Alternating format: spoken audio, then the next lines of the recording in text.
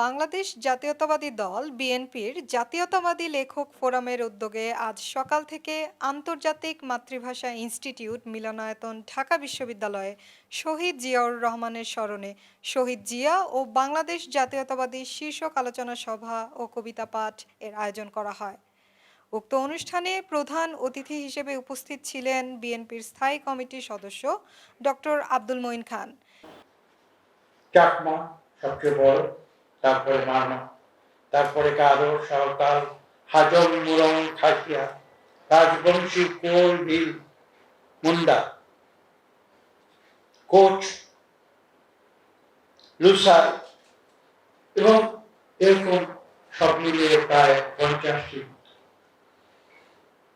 তাহলে আমরা এই দেশে বাস করে আমাদের জাতীয়তাবাদকে যদি বাঙালি বলি, সেটা কেমন হবে? সেটা কি সঠিক হবে? সেজন্যই কিন্তু প্রতিবাদ হয়েছে। এবং শহীদ প্রেসিডেন্ট জিয়া রহমান তার সমাধান দিয়েছিলেন অত্যন্ত চমৎকার ভাবে, সুন্দর ভাবে।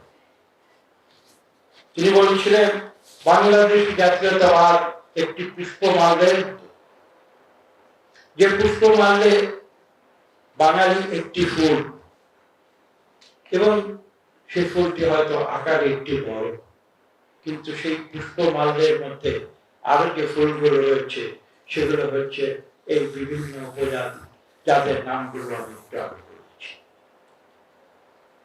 এবং তার সমাহারে যে জাতি সৃষ্টি হয়েছে এবং যে জাতীয়তাবাদ সৃষ্টি হয়েছে, তার নাম তিনি করেছিলেন বাংলাদেশী জাতীয়তাবাদ। দেখুন, শহীদ প্রেসিডেন্ট জিয়া রহমানের পরেও কিন্তু আওয়ামী লীগ একটি রাজনৈতিক দল হিসেবে এদেশের পরিচালনায় কিন্তু তারা দীর্ঘদিন ছিল এবং সর্বশেষ বিগত 15 বছর তারা এই দেশে দেশের শাসন কায়েম করেছিল।